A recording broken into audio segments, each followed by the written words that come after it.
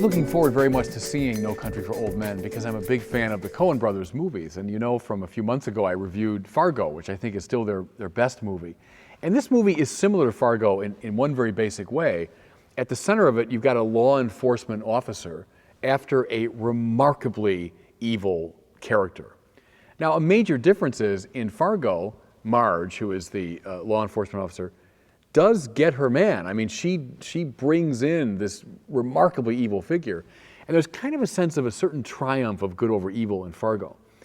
At the heart of this movie, though, No Country for Old Men, you have a law enforcement officer, Tommy Lee Jones, this kind of weather-beaten, hard-bitten Texas sheriff, who's going after one of the most remarkably evil characters in recent cinema, the character played by Javier Bardem.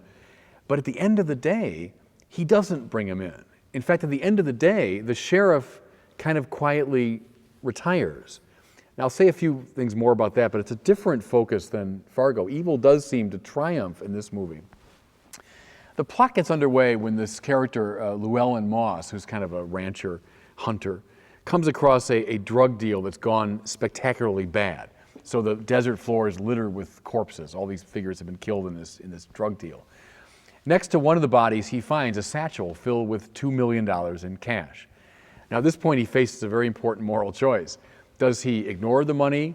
Does he turn the money in to the police? Or does he take it for himself? He decides, I'll take it for myself. Well, then he's pursued by this terribly evil character who is overwhelming in his cruelty and violence. He's got this person on his tail. He's also being pursued by the sheriff, Tommy Lee Jones.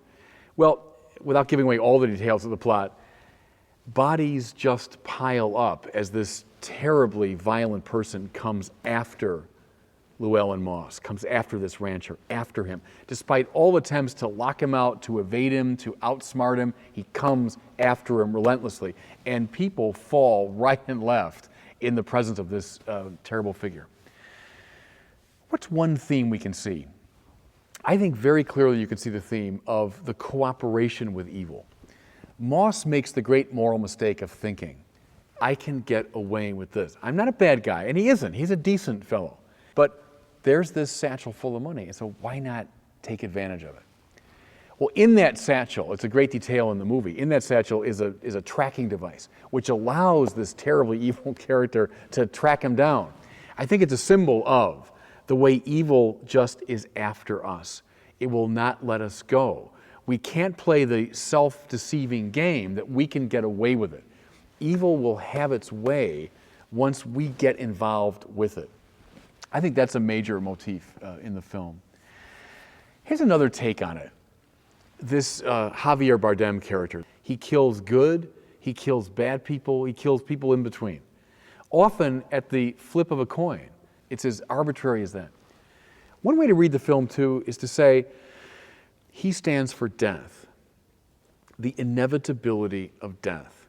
We try to play with death, we try to lock it out, we try to avoid it, we pretend it's not there, but it comes relentlessly after us and breaks through every obstacle we set for it.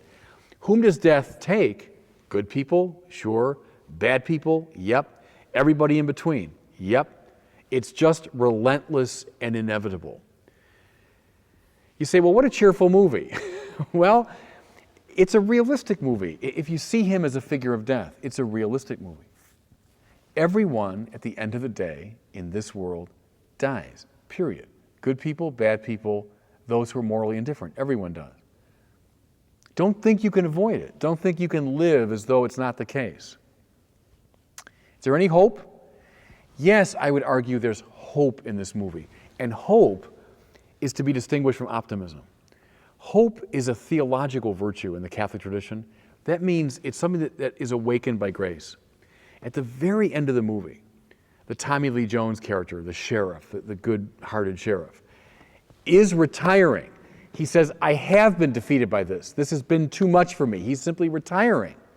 But he recounts a dream he had, the dream of his father, who was also a lawman, also was up against this sort of monstrous evil. In the dream, he says, my father is building a fire, and he's clearing a little space in the darkness. I would say that's the glimmer of hope. Will we get out of this world alive? No, no one will. Is pessimism, therefore, the right attitude within this worldly framework? Yes. But, is there hope? That's to say, a supernatural, grace-filled hope of a life beyond this one, of a goodness beyond this one, of God's heaven that lies beyond this world? Yes. To live in hope is to have our desire ordered finally to that world.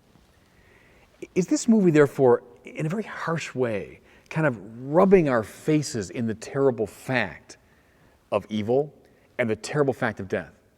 Yes, good. And from a Christian standpoint, you could say that's wise. We don't look for salvation in this world. We don't hope to find it this side of death. But can we, with the Tommy Lee Jones character, dream of a light, a clearing in the darkness that lies beyond this world? That's the glimmer of hope I got from this movie. And in a certain way, as a Christian, I'm grateful for this very realistic depiction of sin and death. The Bible never blinks at sin and death. It shows us sin and death very baldly, as this movie does. And I think gives us a little glimmer of hope.